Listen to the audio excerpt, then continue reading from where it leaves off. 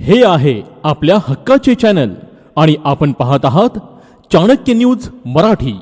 जय श्रीराम जय श्रीराम जय श्रीराम जय श्रीराम। भारत माता की जय, भारत माता की जय, गो माता की जय, गो माता की जय, राष्ट्र माता की जय।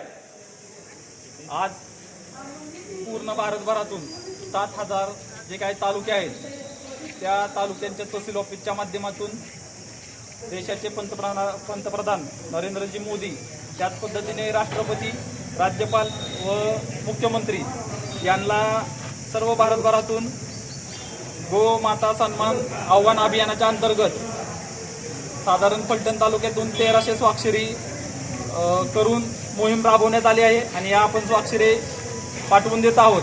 लवकरात लवकर गोमातेला राष्ट्रमातेचा दर्जा मिळावा, त्याचबरोबर जो गोहत्याबंदी कायदा आहे तो सक्षम आणि कठोर व्हावा आणि पूर्ण भारतभरातून गोहत्या पूर्ण बंद व्हावी, या मागण्यांच्यासाठी आपण स्वाक्षरी मोहीम आज भारतभरात 27 एप्रिल रोजी राबवलेली आहे आणि भारत सरकारकडे पाठवून देत आहोत।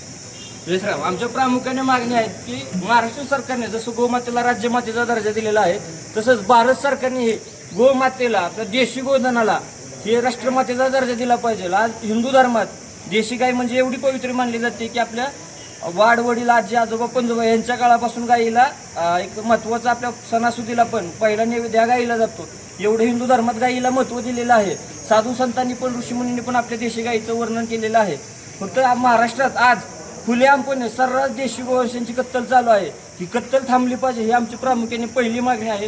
दुसरी मागणी आमची आहे की गोमातेला राष्ट्रमातेचा दर्जा देण्यात यावा, तिचा योग्य सन्मान, योग्य मान तिला मिळण्यात यावा।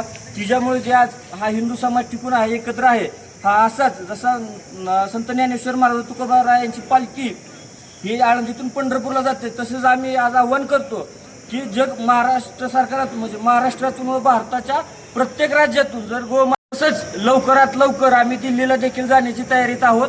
म्हणून आमची भारत सरकारला, महाराष्ट्र सरकारला व समस्त आपल्या हिंदू समाजाला व हिंदूंना एक मागणी आहे की गोमातेला ही राष्ट्रमातेचा दर्जा लवकरात लवकर देण्यात यावा व तसेच महाराष्ट्र शासनाने मकोका कायद्याअंतर्गत जो गोमातेची कत्तल करण्या मकोकाचा जो उल्लेख केला होता, मकोका कायद्याअंतर्गत गुन्हा दाखल करण्यात यावा, हा कायदा देखील लवकरात लवकर महाराष्ट्रात लागू करण्यात यावा।